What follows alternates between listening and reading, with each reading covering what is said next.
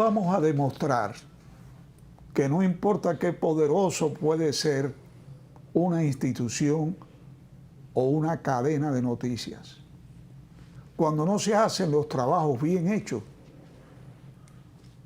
se cometen errores que muchas veces pueden causar serios problemas.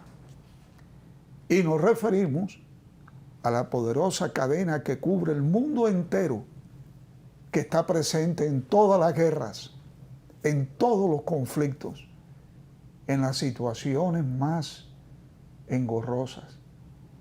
Cadenas de noticias que ponen y quitan presidente y se equivocan.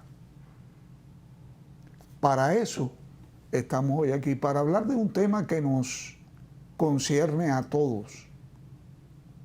Porque, señores, un asesino en serie no es cualquier cosa. Un asesino en serie es una persona que mata por placer, que asesina inmisericordiamente y puede vivir al lado de tu casa. Puede dormir en una habitación de tu casa si es un familiar y tú no te das cuenta. Recientemente en la República Dominicana se ha descubierto un hombre que ya tenía 4 o 5 mujeres asesinadas en un transcurso de tiempo, si no me equivoco, de 30 años. Y ahora es que se descubre y el hombre espontáneamente se hace responsable de esas muertes.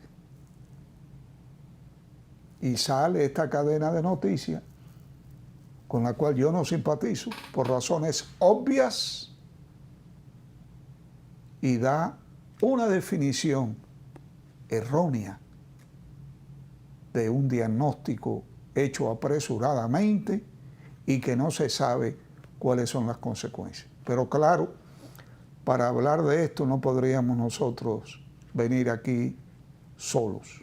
Teníamos que venir acompañados por una experta, por la licenciada Gipsofilia Castillo, que nos va a acompañar hoy hablando los detalles más minúsculos de un caso que sinceramente debe importarnos a todos. Bienvenido, Gipsofilia. ¿Cómo se siente, doctor? Muy bien de tenerte aquí con un tema tan exquisito. Sí, es un tema que hemos trabajado bastante aquí. Yo creo que fue el primer tema que yo vine a tratar con usted. Sí, el primer tema. Sí, hace más de 10 años. Ay, Dios mío, me oculto esa información. No, así es la vida. El tiempo no pasa por pasar. El no, tiempo, sobre todo. Ahí está. Pero fíjate, Gipsofilia, esto ha sido una noticia que ha conmovido al país, ¿verdad? Sí. Por saber algunas de las cosas que este individuo encubría, porque en realidad, como estábamos hablando ahorita, los detalles de todo esto aún no se saben. No. ¿Qué tú has investigado? Bueno, realmente las noticias arrojaron las informaciones el día de ayer. O sea, todavía no han salido todos los datos, todas las informaciones pertinentes ni a la historia de vida de este señor, el señor Nazario Mercedes, un señor ya de 65 años. 65 años, que confesó el día de ayer haber matado aproximadamente a 5 personas. Sus exparejas, básicamente, hubo una de ellas que él la dio por muerta, pero esa persona sobrevivió. Más adelante explicaré. O sea, una de las personas sobrevive. Sí, o sea, sí, esa persona también. ¿Y está viva actualmente? Bueno, esas informaciones aún no han sido arrojadas, porque de hecho los datos de esa persona específica que fue quien sobrevivió al hecho, después de él haberla golpeado y haberla dado por muerta, por eso se fue, ella la encontraron, sobrevivió al hecho y no hasta acusó, el momento no declaró, no hizo nada. Esa es una de las informaciones que todavía no han salido. Y particularmente yo sé y puedo decir que eso no va a salir todavía hasta el proceso ya del juicio, porque no conviene. Todas las informaciones dadas no conviene sacarlas previo al proceso del juicio, previo a que se entreguen todas las evidencias, etcétera, etcétera. Pero es un caso que va a ser bastante largo y bastante pesado. francamente. No largo para la condena, largo en cuanto a la cantidad de evidencias que se puedan recolectar del hecho. Cualquiera de estas evidencias presentadas antes de tiempo pueden perjudicar, claro que el sí, el proceso del juicio. Incluso los procesos diagnósticos, por eso antes de que entráramos yo le decía, yo en este tipo de casos siempre me restringo un poco de dar mis perspectivas o mis impresiones diagnósticas, porque yo sé que pueden influenciar en muchos casos de este tipo de índoles. Bueno, pues vamos a empezar por lo más sencillo, por lo que sabemos, por lo que ha dicho la prensa. ¿Quién era este señor? Mire, un señor de 65 años empezó a matar su primera víctima, según las declaraciones dadas por él directamente, en el 1995. En el 95, su primera víctima conocida. Conocida. ¿Qué sucede? Más adelante yo le voy a explicar por qué yo tengo la leve impresión de que hay una carrera delictiva, posibles crímenes anteriores y posiblemente más víctimas, aunque no fuesen dichas víctimas arrojadas por el tema del asesinato, sino por otras categorizaciones de carreras delictivas. Este señor empieza a matar en el 95. Golpea y envuelve en fundas plásticas. Según las declaraciones dadas, envolvía en fundas plásticas negras y arrojaba el cuerpo. ¿Esa era su técnica? ¿Todas las hizo lo mismo? Bueno, la mayoría las envolvía, pero la parte de golpear sí se presentaba en el modus operandi de manera fija. Tengo que preguntarte algo, no olvides lo que estás diciendo, que es importante. Una vez tú nos enseñaste que todos estos asesinos tenían una firma. Sí. Así fue como, ¿cuál es la firma de este señor? Bueno, a menos que no se descubra que dentro de las firmas, y quiero aclarar, una firma es una característica que no necesariamente tiene que estar presente al momento de la comisión del crimen, pero está en el hecho. O sea, no es necesario para que la persona fallezca, pero siempre se encuentra en el momento. Ahora, ¿qué sucede? La escena del crimen de este señor no ha sido determinada todavía. Pueden haber varias firmas. El tema de envolver en fundas puede haber sido utilizado tanto como firma como parte del modus operandi para descartar evidencias o incluso para poder transportar el cadáver si él tenía escena primaria, secundaria o una escena de transporte que es una escena intermedia. Ahora, para entender un poquito eso, hay algo que yo necesito aclarar y es qué es realmente un asesino en serie para poder determinar el por qué este señor es considerado un asesino serial. Y es algo que a mí me ha preocupado porque he visto muchas definiciones erróneas a nivel general. Y es también porque en nuestro país, al no tener cúmulo de pena a nivel de ley, pues simplemente aquí se sentencia en los casos donde hay varios crímenes por el que tenga mayor nivel de agravantes. Al ser así, los otros casos pues pasan a un segundo plano porque con este solo basta. ¿Qué es lo que va a pasar en este también? Al no haber cúmulo de pena, el que tenga mayor nivel de agravante pues se va a tomar a consideración para poder plantear, plasmar o definir la sentencia que se le va a dar a este señor, que va a ser una pena máxima. Pero ven acá, en estos casos solamente se condena un hecho. O sea, en el caso de este señor que tiene aparentemente 4 o 5 personas ya que ha asesinado, a la hora de juzgarlo ahora solamente se le juzga por la última. Se van a mencionar todos, pero realmente nada más se le va a condenar con pena máxima. Entonces, ¿cómo pudiéramos definir ese asesinato? ¿Como que quedó impugne? No, porque van a quedar en registros. Entonces se va a conocer el victimario, se va a conocer en este caso el agresor y el asesino de las víctimas y por ende se va a resolver el caso. ¿Significa esto que ese caso se enjuició? Sí, se enjuició. ¿Significa que se condenó? Bueno, pues pena máxima con ellos, porque es lo que cabe en este país. Y en nuestro país, ¿cuál es la pena máxima para 30. 30 años. A cumplir todos los años o con excepción de buena conducta y demás? Yo no creo que a él le hagan rebaja por buena conducta ni por colaboración con la justicia. Este es un caso que ha resonado desde ayer, las personas están muy frustradas y usted sabe que aquí se suele tomar casos como este para enfatizar parte del Poder Judicial, lamentablemente. Entonces, ¿Por qué digo lamentablemente? Porque este tipo de casos no debería de ser una situación para nosotros pensar ni siquiera en hacer rebajas por buena conducta o por colaboración con la justicia o tratos, etcétera. Y yo sé que no va a terminar siendo así, precisamente por la mención solamente de que es un asesino en serie y cometió más de un asesinato. Ahora, el asesino serial, como le decía ahorita, como tal, es una persona que ha matado más de 3 víctimas con un periodo de enfriamiento entre ellos. Vamos a aclarar eso. Es una persona, un asesino que ha matado más de 3 víctimas. Exacto. Y que entre víctima y víctima no ha matado. No, hay un periodo de enfriamiento. Exacto. La característica cuantitativa de la definición la da el número 3. La característica cualitativa la da el periodo de enfriamiento. Eso va asociado con el tema de las fases. Sin embargo, hay una excepción. Si este asesino es apresado previo a cometer tres asesinatos y dice que tiene la intención de seguir cometiendo crímenes, esa intención te clasifica inmediatamente en un asesino serial. ¿Por qué? Porque esa persona ya dijo, yo voy a seguir. Esa es la excepción a la regla. Ahora, ¿qué sucede? En ese periodo de enfriamiento vienen una serie de fases que son las que se presentan en este tipo de sujetos. ¿Cuáles son las fases? Número 1, fase de fantasía. Es un círculo que se hace. Tenemos la fase de fantasía, que es en el cual se observa el cómo el sujeto quiere cometer el asesinato. O sea, es planeado. Planifica, sí. Premeditación, alevosía y acechanza. Entonces, este sujeto planifica el hecho. Dice, bueno, ¿qué a mí me va a producir una descarga emocional? Recordemos que el tema de descarga emocional va sujeto a la condición psicológica de la persona. Todo asesino serial tiene 3 grandes factores: biológico, psicológico y social. Esos son los 3 rasgos grandes que se deben de dar para que un sujeto llegue a formarse como un asesino en serie.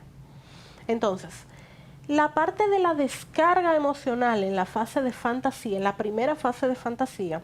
Ahí podemos decir que la parte de planeamiento, ¿o no? O de escogencia. Vamos a decir de selección de cómo ese individuo quiere cometer un crimen. Un crimen cualquiera contra cualquier persona. Exactamente. Está usando un tipo de fantasía. Exactamente. Ahora, ¿qué sucede? La victimología es otra cosa. Pero déjeme explicarle el círculo para entonces entrar al tema del cómo se elige la víctima, que es lo que termina el círculo. Tenemos esa fase de fantasía. Esa fase de fantasía, ese sujeto elige qué quiere hacer, elige cómo hacerlo. De ahí llega la comisión del crimen, comete el hecho. ¿Qué sucede? Después de que se comete el hecho, viene abajo una fase de depresión. Eso es bueno. Se cometió el hecho, pero esto no me hizo sentir lo que yo necesitaba sentir. ¿De depresión o de frustración? Se llama depresión, fase depresiva. ¿Qué sucede? ¿Por qué? Porque hay una decaída de esa persona en el cual eso que intentó conseguir no lo hacía sentir lo que esperó sentir. Sobre todo en el caso de los psicópatas o de los asesinos con tendencias psicopáticas que esperan una búsqueda de satisfacción con la comisión de un crimen. Como hay una carencia de emociones dentro de la característica psicopática, del trastorno psicopático de personalidad, este sujeto necesita buscar la forma de sentir algo y empieza a matar. Entonces, llega esa fase depresiva. Empieza a matar, perdóname, empieza a matar buscando la satisfacción que no ha conseguido. Exactamente. Okay. Entonces, ¿qué sucede? Esa fase depresiva donde él se da cuenta de que no sintió lo que quería sentir, no sintió nada, no se sintió satisfecho con el hecho, bueno, digo, ¿qué puedo hacer? Y llega a una segunda fase de fantasía en donde el sujeto trata de mejorar ese modus operandi seleccionado. El modus operandi es la forma de cometer el crimen. Todas las características del crimen. Eso incluye tanto las selecciones como las escenas del crimen, como modo de aproximación, como modo de ataque, etc. O sea, todo eso, incluyendo las diferentes escenas, se presentan en el modus operandi.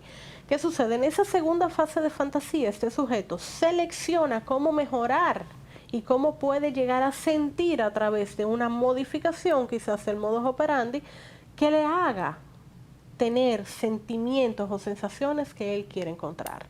Y vuelve a iniciar entonces la primera fase de fantasía, que es donde termina planificando el nuevo hecho. Okay. Por eso es que normalmente en los asesinos en serie se presenta un periodo de enfriamiento más largo después del primer crimen. ¿Por qué? Porque el sujeto entra en una fase depresiva mayor, no necesariamente comprende bien todo lo que ha sucedido y está buscando a ver cómo va a mejorar su proceso. El primer crimen, de acuerdo a lo que has dicho, me imagino yo que él no sabe lo que va a experimentar. Exactamente. ¿Verdad? O sea que ese primer crimen es lo que lo marca a él como una satisfacción X que él no sabía que podía existir. Precisamente. Ok. ¿Y entonces qué ocurre? Entonces, después de que se selecciona esto, que se vuelve a esa otra fase de fantasía y que ya se decide, por eso el señor, por ejemplo, en el caso del señor Nazario, el primer crimen fue en 1995. Del 1995 él saltó al 2008. Estamos hablando de 13 años. Del 2008 él saltó la tercera víctima al 2014, que fue la señora que sobrevivió al hecho. Del 2014, él pasa al 2022. Que ahí era que yo le comentaba antes de entrar en cámara, qué fluctuación hubo en ese periodo de tiempo, sobre todo periodo 2020-21. Que cuando este sujeto empieza de nuevo a retomar el tema de los asesinatos en el 2022, salta 2022, 2023, 2024. Pero entre periodo y periodo, en eso que tú le llamas periodo de enfriamiento, ¿cómo se comportan ellos? ¿Por qué dejan de matar? No. ¿Por qué si no tienen esa satisfacción que tú dices que ellos buscan? ¿Cómo es posible que pueda estar 13 años sin matar? Planificando muchas veces. 13 años planificando. Planificando muchos, sí, los crímenes. Hay muchos asesinos en serie que planifican bastante sus crímenes. Y ahí hay una diferencia, y es que lo que yo le decía ahorita, mayor rasgos psicopáticos, mayor cantidad de crímenes se cometen. Claro. A menor rasgos psicopáticos observados en un sujeto, los crímenes suelen ser un poco más espaciados, porque hay menor incidencia de ese tipo de características. Vamos a decir en este tipo específico, en este señor específicamente, a todas las personas que hasta ahora se sabe que él mató, eran exparejas de él. Sí, eran exparejas. Y todas cumplen con una serie de criterios que particularmente yo he observado. Todas eran mujeres mulatas, pelo negro y normalmente pelo un poco largo, vamos a decirlo así, y exparejas. Esos eran los criterios de victimología que él seleccionaba. Ahora, ¿y cómo podía ocultar? Por ejemplo, porque eran exparejas, las personas sabían de que él estaba con esa... Sí, esa es una de las cosas que a mí me ha llamado mucho la atención. Por ejemplo, la primera víctima de él en el 95, él llamó a la familia y le dijo a la familia que la señora se había ido en Yola para Puerto Rico. 29 años después es que esta familia se entera de que esa persona había fallecido, que él la había asesinado. 29 años después. O sea, la familia no tuvo contacto con este señor. Exacto. Al no tener nunca contacto, vino de visita, nunca vino de Navidad. Exactamente. Entonces me parece un poco difícil, por no decir otra palabra. Pero es que eso no se lo cree ni el bobo de la yuca. O sea, el hecho de que ni siquiera se investigara a este señor directamente en ese momento. No. La última persona que vio a esa señora con vida, ¿qué pasó ahí? Pero es que es imposible. Años. La familia decirle, oye, ven acá, ¿dónde está fulana? Él me llamó. Que tú dices que se fue, pero ¿dónde está? No, eso... Entonces, una de las víctimas... Totalmente incongruente. Sí, una de las víctimas, según salieron las informaciones, se dice que está enterrada en el patio de la mamá de él. O sea, ahí se ve el proceso evolutivo de las víctimas que él ha tenido. La última víctima, a él lo atraparon, de hecho, junto con el sobrino de ella, transportando el cuerpo para enterrarlo. O sea que el sobrino de la víctima estaba ayudando al asesino a enterrar a su familiar. Exactamente. Wow, Dios mío. Aquí es difícil de creer todo. Sí, aquí hay algo muy interesante y es el mismo proceso de lo que se considera una carrera delictiva. Los asesinos en serie, es muy extraño que empiecen a matar directamente desde ya. O sea, ya yo empecé mi carrera y voy directamente a la parte del asesinato. No, generalmente se da un proceso en donde hay una carrera delictiva. Estos sujetos incurren en robos, incurren en violaciones sexuales, incurren en pornografía, incurren en prostitución. Entonces hay que ver también qué ha pasado en la evolución de la historia de vida de este señor. Nunca había estado detenido, nunca se le había puesto una querella. Según se informó en las noticias, ese señor tiene 3 fichas levantadas. 3 fichas. Que también me parece curioso porque incluso ellos mismos dijeron que iban a investigar por qué con una persona con 3 fichas no había sido apresado. No, aquí hay políticos que tienen 18 fichas y están ahí. Bueno, está un poco difícil. Ahora, ¿qué sucede con este señor? Este señor empieza a cometer los asesinatos. Detrás de esos asesinatos, ¿qué ha pasado? La edad a la cual él empezó a cometer los asesinatos cae en una edad de 36 años. Normalmente, los asesinos en serie empiezan a matar en un periodo de 25 a 35 años de edad. O sea, él está más o menos dentro del rango. Pero a mí no me extrañaría que de hecho hayan casos previos. Quizás no de asesinato, pero sí de algún tipo de abuso, posiblemente algún tipo de violación. Pero nadie acusa. Exactamente. Entonces, ese mismo modus operandi fijado tiene un detonante. Ese detonante, el detonante es el impulso que tiene este sujeto para empezar a cometer crímenes. Entonces, cuando existe un detonante, existe un porqué. ¿A quién este señor estaba matando cuando mataba a todas esas parejas? ¿Cuál era su fijación principal? ¿Por qué? Porque existe lo que se llama un objeto de furia. El objeto de furia es el objeto inicial que te llevó a empezar a cometer crímenes. Es esa fijación por ese tipo de criterios y de patrón puntual. Aquí se observa perfectamente un patrón. Exparejas, mujeres, piel, una tez mulata, pelo negro. O sea, ese es el patrón observado en cuanto a victimología. ¿Cuál fue el objeto de su furia que lo llevó a iniciar ese proceso de crímenes en contra de mujeres con patrones tan similares? ¿De quién él se estaba descargando? ¿Él llegó a cometer un crimen contra esa persona que se estaba descargando? ¿Fue su primera víctima? ¿O qué pasó? No. Ahí, mira, tomando en consideración todo el trayecto que has venido desarrollando, sí. Sabemos o sospechamos que hay una línea bien definida, sí, de esta persona desde antes de su primer asesinato hasta el último. Lo que sí nos llama la atención es que nadie hablaba, nadie reportaba.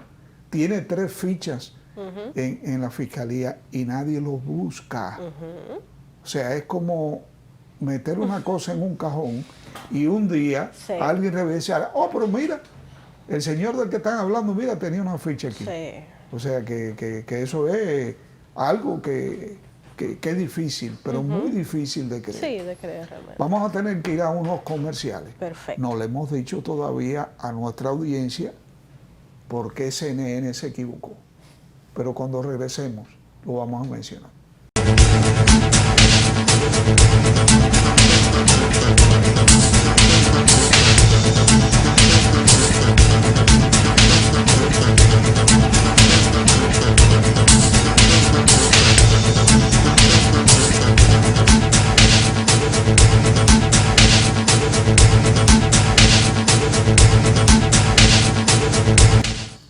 Estamos conversando con la licenciada Gisofilia Castillo, quien es psicóloga forense y que nos está dando una explicación no solamente de este asesino en serie, al cual se le ha descubierto ahora con su último crimen, se le ha descubierto otros crímenes que venían cometiendo desde el año 1995. Y es muy curioso hablar con Gisofilia y poder darnos cuenta de que no solamente ha sido una cadena de noticias la que se ha equivocado en algunos aspectos, sino que en general la mayoría de la información que se ha dado se contradicen entre ellas. Y yo quisiera, Gipsofilia, que tú nos aclararas dónde están los errores que han cometido en la publicación de este asesinato. Sí, mire, a primera instancia, yo he observado en lo que he ido leyendo de las noticias muchas situaciones, muchos errores, y por eso fue que yo incluso esta mañana le pasé las informaciones y me comuniqué con usted. No solamente en la definición de lo que es considerado un asesino en serie, no solamente en la definición de lo que se consideran los diferentes periodos, sino también en los nombres de las víctimas. ¿Qué sucede con los nombres de las víctimas? Para mí eso es algo sagrado. ¿Por qué?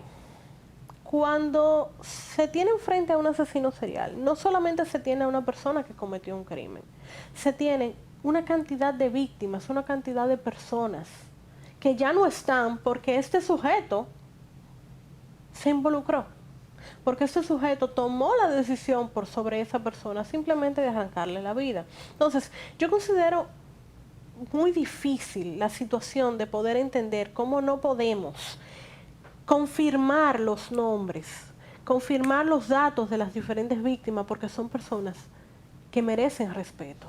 Por ejemplo, ¿qué errores se han cometido? Nombres, apellidos. Por eso yo siempre he sido una persona que cuando voy a hablar de un crimen, yo me reservo los nombres de las víctimas.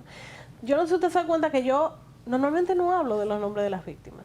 ¿Por qué? Porque son sensibilidades muy puntuales, porque tenemos que entender que hay familias involucradas, tenemos que entender que no es solamente un hecho, es todo lo que hay detrás de quien estuvo involucrado en ese hecho de manera involuntaria. Y digo involuntaria porque la víctima no, a pesar de que hay una gran teoría que dice que la víctima es quien elige a su agresor, la víctima no elige ser asesinada. ¿Y por qué se habla mucho de esta teoría de si la víctima elige al agresor o si el agresor selecciona a su víctima? Es precisamente por las características que tienen las victimologías, sobre todo cuando existen crímenes seriales, tanto en violadores en serie, tanto en estafadores, tanto en asesinos en serie o en cualquier otro serial que pueda ser clasificado.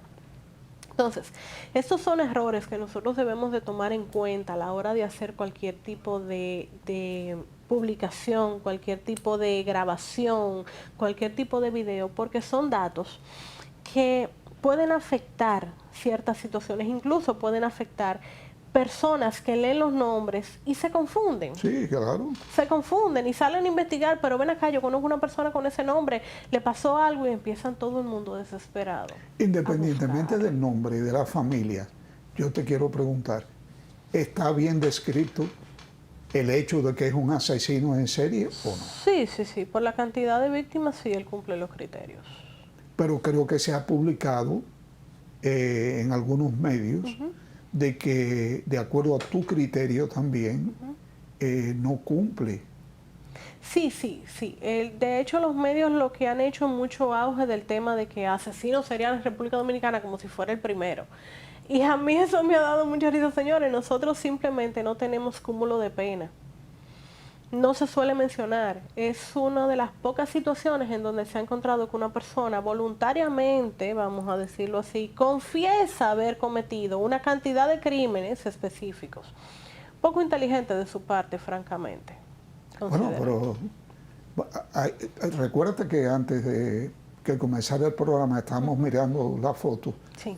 Y se descubrió que el hombre aparece que ha sido detenido porque tiene una sonda vesical puesta. Sí, él tiene una sonda, salió en el video con una sonda. Y esto, hay quienes han comentado que a lo mejor son la cantidad de golpes que le dieron. Bueno. Entonces, si le tuvieron que dar golpes, no habló voluntariamente.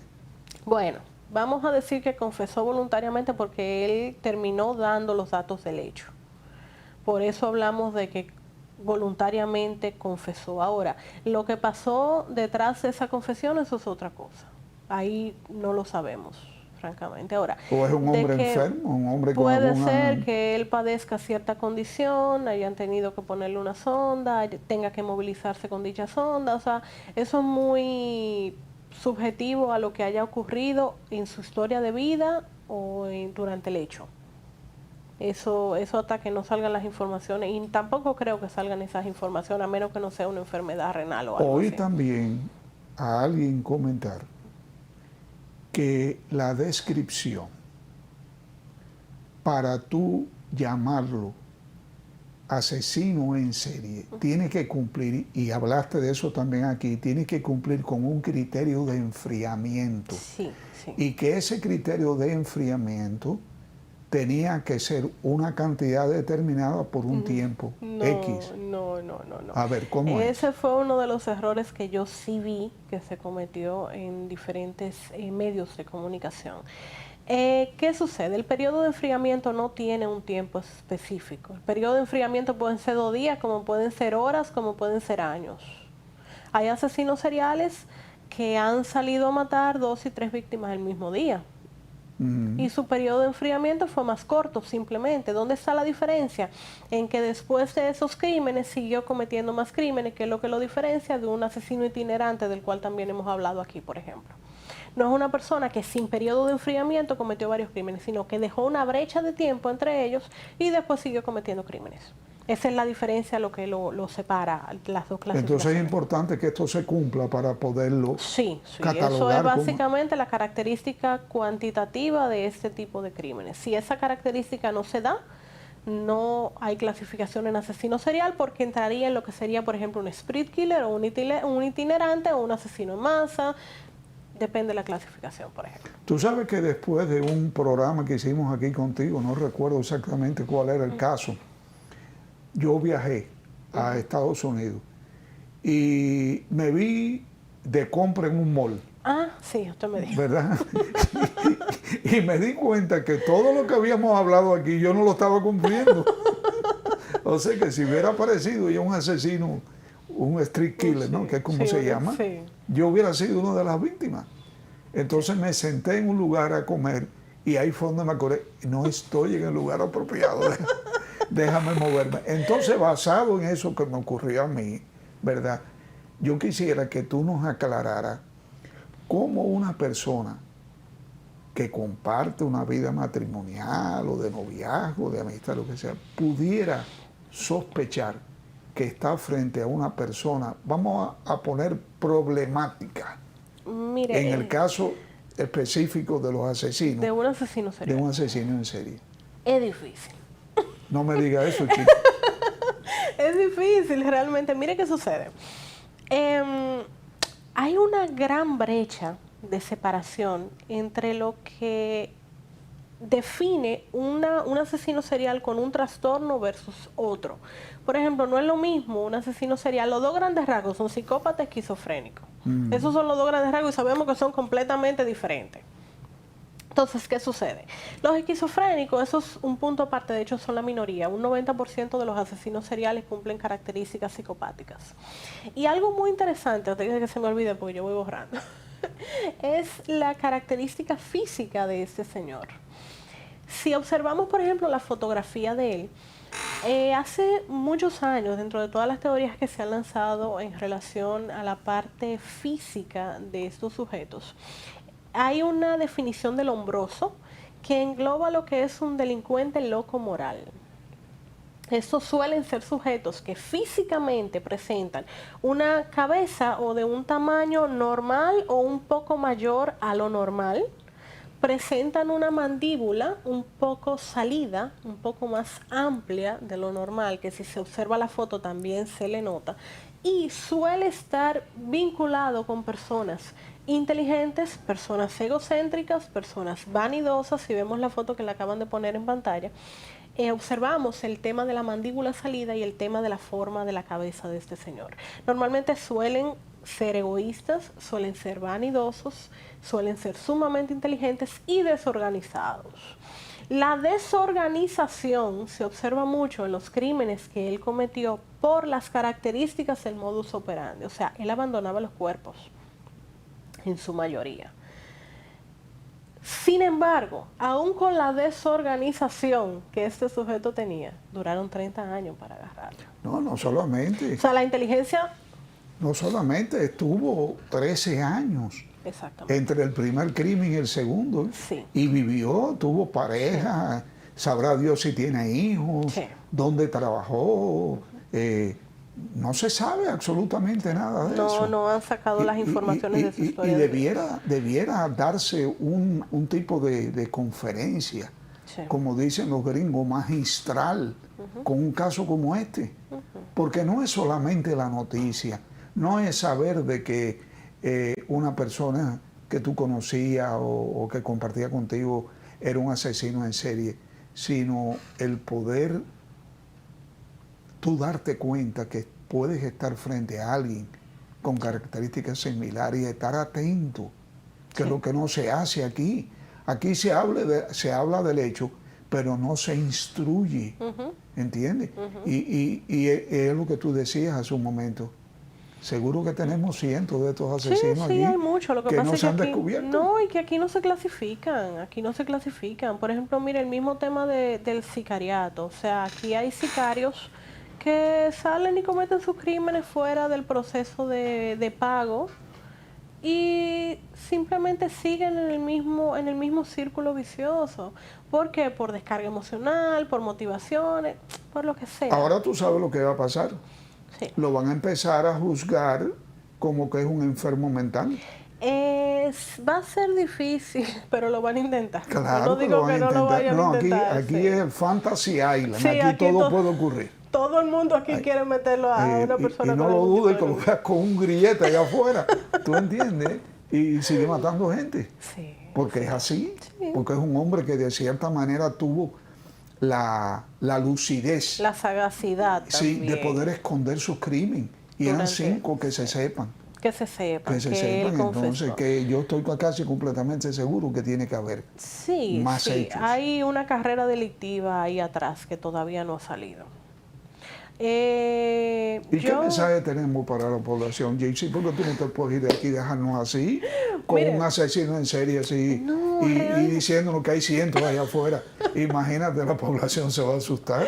No, realmente, mire, nosotros como sociedad tenemos que aprender, y eso no tiene que ver solamente con la evolución, porque de hecho la mayoría de los asesinos seriales están en Estados Unidos. ¿Y por qué? No, de verdad, un 76% de los asesinos seriales se encuentran en Estados Unidos. Entonces, tú dices, bueno, es por evolución de la ley de aquí. No, no por evolución de las leyes de aquí. Es también por la forma, la cultura. ¿No será que se hace un mejor screening y que se investiga más profundamente? También tiene que ver mucho con los factores sociales, doctor. Y es algo que yo sé que en este caso se va a arrojar. Yo me he sentado a estudiar mucho los patrones familiares de estos sujetos. Y hay 2 características que se presentan, una de las 2 y yo estoy esperando que digan cuál es, porque de verdad que quiero saber. Normalmente o hay un padre abusivo y una madre sumisa, o hay una madre abusiva y un padre ausente. Una de esas 2 características viene por ahí, y yo sé que eso... Vuelve a repetirnos, por favor. O un padre abusivo y una madre sumisa. Y una madre sumisa. O sea, un padre que abusa y la madre lo permite. Exactamente. Okay. O en la parte contraria, una madre abusiva y un padre ausente. Y un padre ausente. Exactamente. Son de las 2 características que yo siempre he observado en todos los asesinatos seriales que yo he estudiado. Salvo ciertas situaciones puntuales así, que hay una gran carga de otros factores sociales que vienen incidiendo. Pero dentro de los patrones familiares son los casos que se presentan. ¿Qué sucede? Cuando nos encontramos con situaciones como esta, decimos, bueno, pero ¿cómo yo puedo identificar un sujeto como este? Y es difícil. No es que lo identifiquemos, es que eso es como decirle a una adolescente, mira, si el noviecito ese que tú tienes comienza a registrar tu celular, eso es un índice muy feo que quiere decir que el día de mañana puedes tener problemas serios. Algo así. Yo no me refiero a que uno vaya a hacer un diagnóstico, pero ¿qué es la conducta que de alguna manera nos puede alertar a nosotros de que estamos frente a una persona problemática? Fíjate. Mire, la palabra que te utilizo. Más que conducta, son patrones que pueden ser llevados. Conducta es difícil porque un sujeto con características psicopáticas es el esposo perfecto. Quiero aclarar, Y eso es algo que siempre que hablo del tema de psicopatía, claro, no todos los psicópatas terminan siendo asesinos seriales. No, claro que no. Esos son Sin los psicópatas embargo, de Hollywood. sí, sin ¿Entiendes? embargo, muchos de los criterios psicopáticos te ayudan a tener enfoque en ciertas carreras y ciertas puntualidades que son necesarias para la sociedad. Por ejemplo, la mayoría de las personas que desarman bombas tienen rasgos psicopáticos.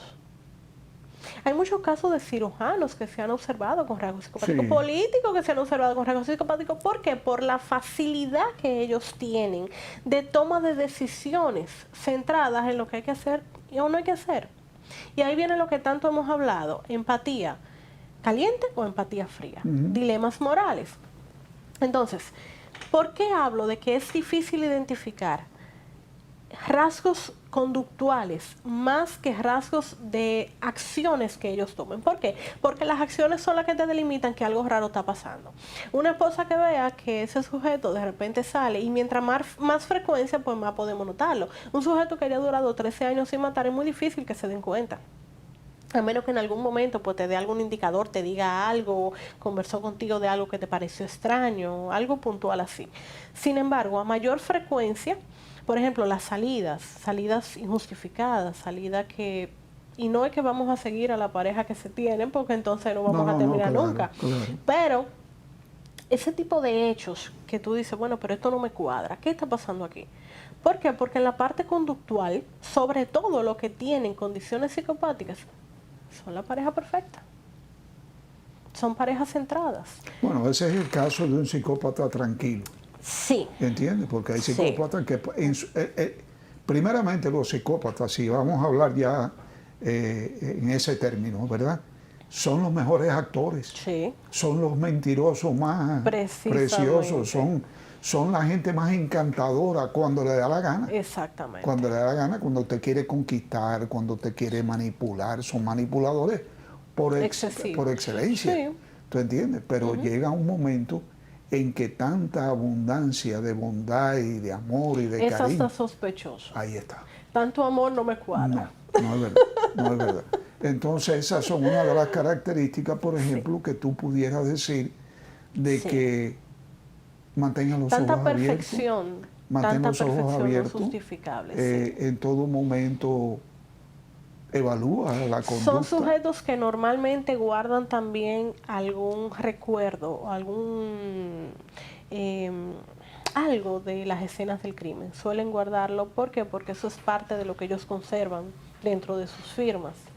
Se llevan trofeos, guardan trofeos, cosa que usted no tiene la forma de justificar el por qué están ahí, de dónde salió, qué es esto. Pero normalmente cumplen esos patrones. Por ejemplo, hay muchos asesinos que se llevan los anillos de boda, vamos a suponer. Esa cantidad de anillos de boda no es justificable. Claro que sí. Mira, vamos a ir a unos comerciales de nuevo y cuando regresemos vamos a concluir este programa. Y yo quiero que tú le hables al público que esté ahí atendiendo. Y me gustaría oír de parte tuya como decir qué es lo que tú crees que en este caso específicamente va a ocurrir. A ver si acertamos o nos equivocamos.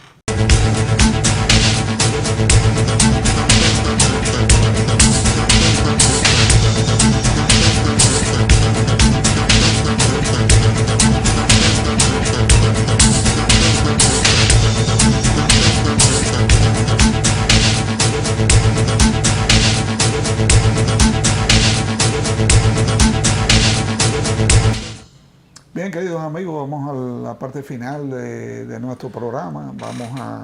Hemos estado conversando en el día de hoy con la licenciada Gypsofilia Castillo, quien es psicóloga forense, y que nos ha estado explicando algunas de las interioridades del pensamiento y de la conducta de estos asesinos en serie.